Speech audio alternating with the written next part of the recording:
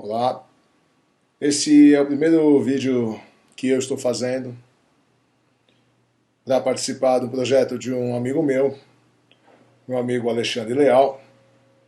E ele tem um projeto que inclusive é o nome do canal dele no YouTube, que se chama O Homem de um Mundo Só.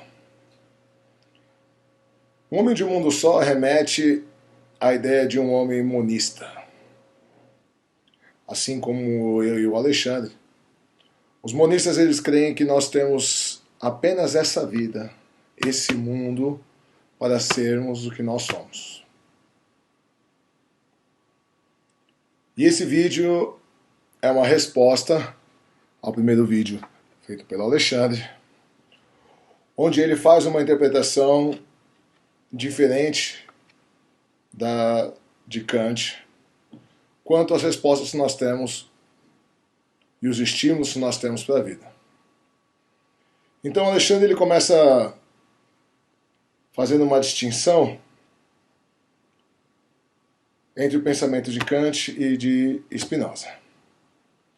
Então, para vocês terem mais informações do que realmente ele falou, eu vou deixar aí na descrição desse vídeo, eu vou deixar o link do vídeo do Alexandre. Mas agora, para facilitar, eu vou fazer um apanhado geral, mas para maior riqueza de detalhes, vocês, por favor, assistam o vídeo. Então, Alexandre, primeiro, ele começa dizendo que a nossa divisão de tempo hoje na sociedade, ela é feita entre antes de Cristo e depois de Cristo. Mas que ela deveria ser feita em antes de Kant e depois de Kant. Por que isso? Porque Kant ele estabelece um conceito que hoje é a base de toda a sociedade que existe.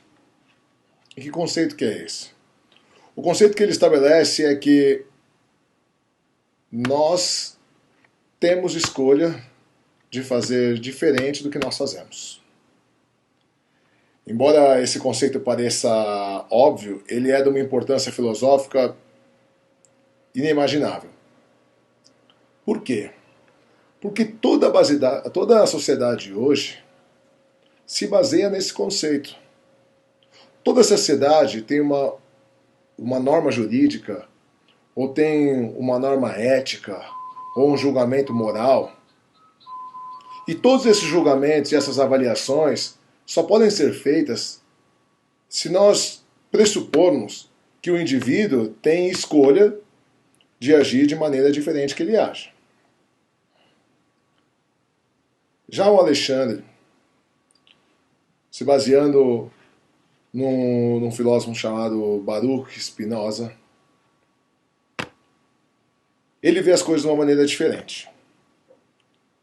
Então Spinoza diz que o pensamento, que as nossas ações são uma reação das nossas experiências.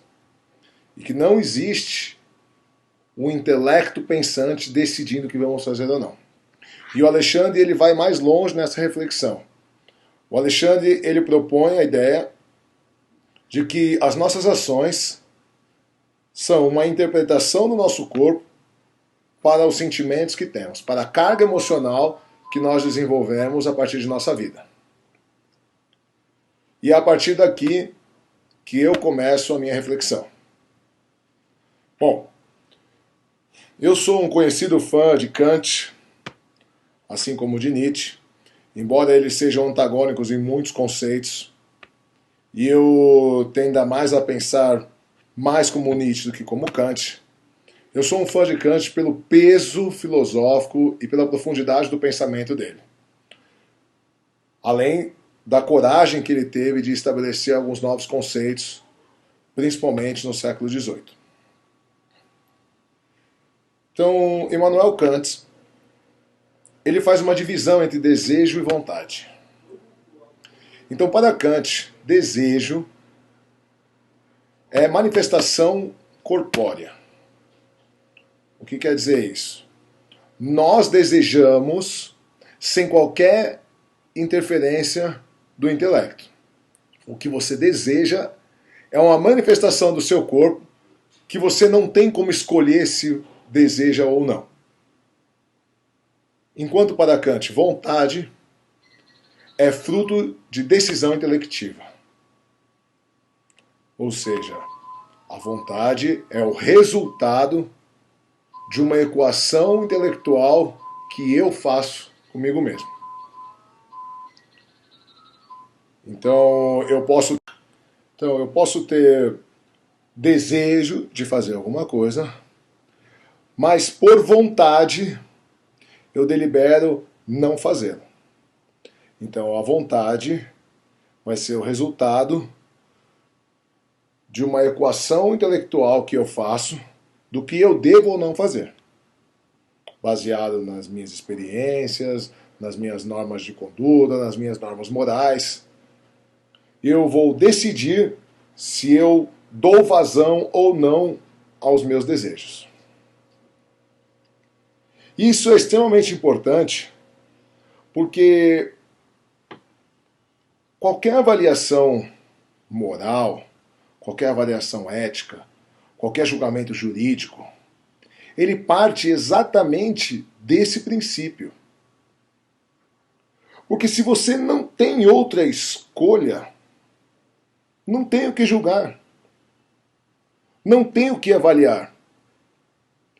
Se você só pode agir exatamente daquela maneira, então não tem nenhum sentido qualquer forma de sanção. É por isso que tanto a natureza como os animais não estão passíveis a julgamento. Você não diz que um leão é mau porque ele comeu um filhote de zebra. Você não diz que um gato é ruim ou você não manda para a cadeia porque ele comeu um pássaro. Você não julga a natureza como má por causa de um tufão ou por causa de uma erupção vulcânica. Porque tanto os animais como a natureza agem da única maneira que poderiam agir. O filósofo francês Jean-Paul Sartre diz que no caso dos humanos, a existência precede a essência em contrapartida aos animais ou a qualquer outra coisa na Terra. O que isso quer dizer? Quer dizer que quando um marceneiro vai fazer uma cadeira, ele já tem uma ideia de cadeira, de como ela vai ficar. Ou seja, a essência da cadeira existe antes da própria cadeira. Ou seja, a essência precede a existência. Quando nasce um cachorro, ele já vem pronto com seus instintos. Ainda que ele seja criado sozinho, sem contato com nenhum outro cachorro, ele vai agir como cachorro pela sua vida. E vai desenvolver as características pertinentes à raça, porque o animal, ele nasce pronto de instinto. O ser humano nasce vazio de instinto. Por isso que no caso do homem, a existência precede a essência. Então primeiro nós existimos, e à medida que vamos vivendo, vamos construindo a nossa essência, quem nós somos, diferente dos animais e da natureza. Isso é conhecido pelo homem há muito tempo. Há mais de 700 anos antes de Jesus Cristo, o livro Teogonia, de Hesíodo, nos apresenta um clássico mito da formação do homem. Então, para os gregos, os deuses no Olimpo, Zeus governava o cosmos, então ele tinha vencido a guerra contra os titãs, e ele distribuiu o cosmos para os outros deuses. Então cada deus ficou com o que lhe era pertinente. Acontece que nada acontecia, e os deuses foram reclamar com Zeus, porque tudo era do jeito que tinha que ser e estava muito chato.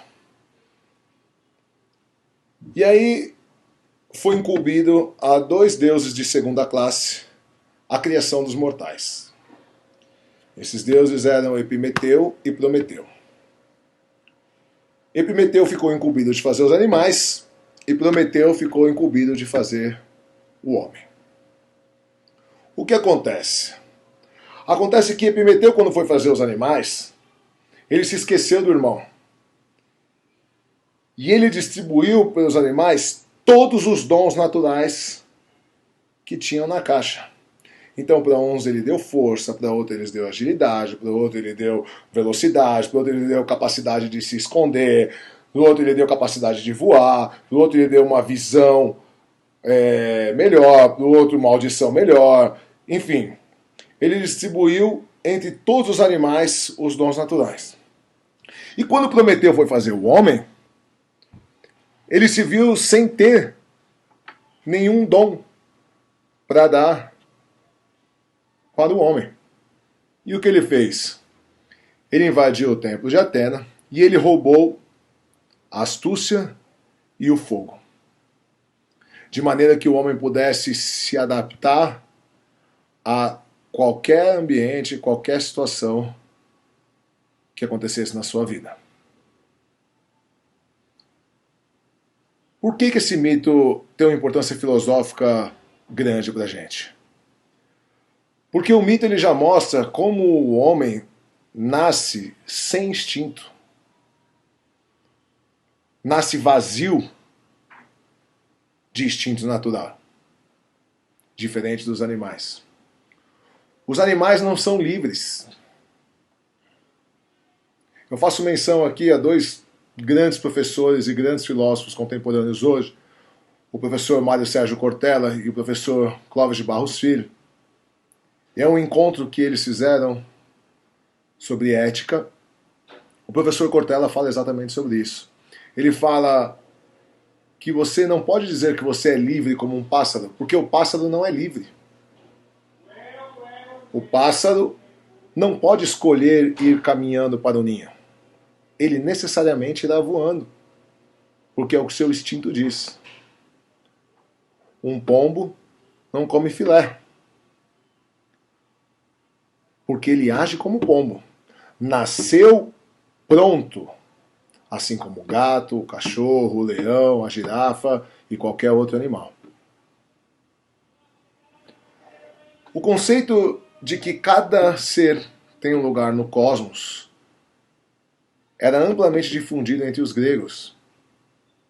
E para explicar isso, eles diziam que Zeus comeu as suas duas primeiras esposas, sendo que uma representava a astúcia e outra a justiça. Sendo assim, Deus incorporou no seu ser tanto a justiça como a astúcia. Então, quando Zeus distribuiu cada um ao seu lugar no cosmos, ele o fez de maneira justa, de maneira que só poderia ser assim. E todos os outros mitos gregos, todas as outras lendas, fazem menção a apenas dois tópicos. Ou alguém querendo romper a ordem cósmica estabelecida por Zeus, ou alguém querendo restabelecer a ordem cósmica que foi rompida e que tinha sido estabelecida por Zeus. Então, para os gregos, isso se chamava híbris. Híbris. Híbris era toda vez que alguém saía do seu lugar no cosmos e tentava tomar uma posição que não lhe cabia. E hoje, necessariamente, continua sendo assim. Para que nós possamos existir em sociedade, é essencial que Kant esteja certo. Que nós possamos agir de outra maneira. Porque senão, nada tem sentido.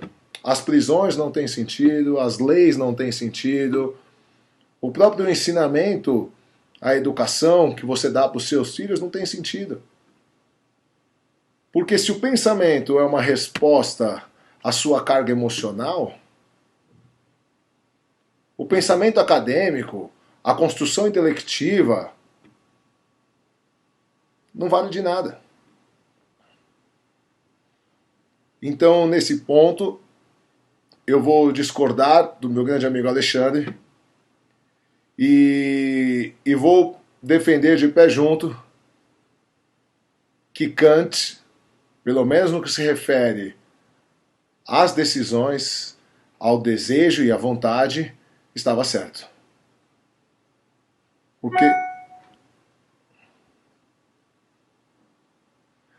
Porque só dessa maneira